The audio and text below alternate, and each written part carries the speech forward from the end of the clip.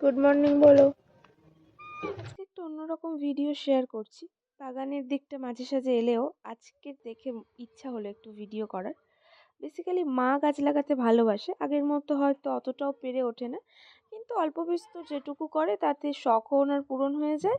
আর আমাদের বাড়িতে 3টে মানুষ আরামসে হয়ে যায়। এই যে এখানে হয়েছে ধনেপাতা, একদম টাটকা টাটকা ধনেপাতা, বেশ কিছুটা জায়গা জুড়ে হয়েছে। আর তার পাশেই হয়েছে পিড়িং শাক।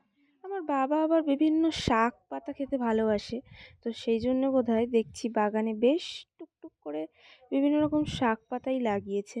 তো এইটা পিড়িং শাকটা তুলে আমি দেখছিলাম কেমন, এটা বেশ গোল গোল মতো হয়। আর মেথি শাকটাও একই রকম টাইপের, কিন্তু এর পাতাটা একটু লম্বাটে টাইপের হয়। আর এই পাশটা রয়েছে পালং শাক। আর আমাদের পালং শাক বলো, ধনেপাতা বলো, যাই বলো, এগুলো সব কেটে কেটে নেয়, উবড়িয়ে গোড়া থেকে নিয়ে নেয় না, যাতে আবার নতুন পাতা গজায়। আর এই দেখলে এটা হচ্ছে লাল নোটে যেটা, তার পাশে রয়েছে মূলো গাছ। আর মূলো গাছের মাঝখানে মাঝখানে দেখতে পাচ্ছি একটা দুটো করে ওলকপি গাছও হয়েছে। তো এগুলো হচ্ছে ওলকপি গাছ। আর তার পাশে পাশে এগুলো হচ্ছে এই মূলো গাছ।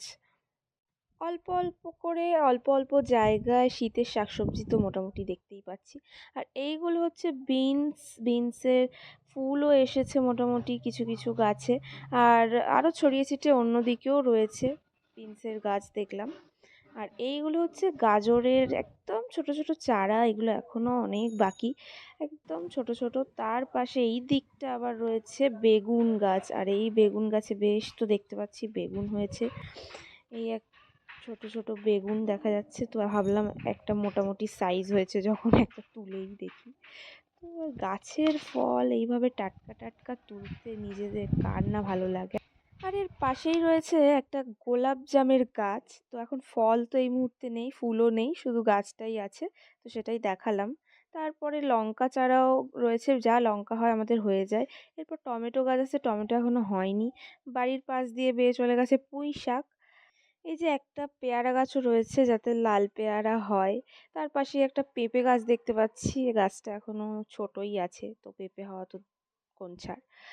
আর এখানে মনে হয় এগুলো লাউ বা কুমড়ো গাছ, সবে চারা হয়েছে। আর এটা তো কুমড়ো গাছ, কুমড়ো ফুল হয়েছে, কুমড়ো হয়নি।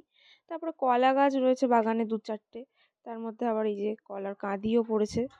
আর পুদিনা পাতা তো বেশ কিছুটা জায়গা জুড়ে হয়েছে, যখন খুশি একদম ধনেপাতা পুদিনা পাতা দিয়ে গ্রিন চাটনি খাবো। আর সাইডে একটা ছোট্ট জায়গার মধ্যে কিছুটা বিট আর ওলকপির চারা তৈরি করা হয়েছে, এগুলো একটু বড় হলে পরে আর একটু দূরে দূরে সরিয়ে লাগিয়ে দেওয়া হবে।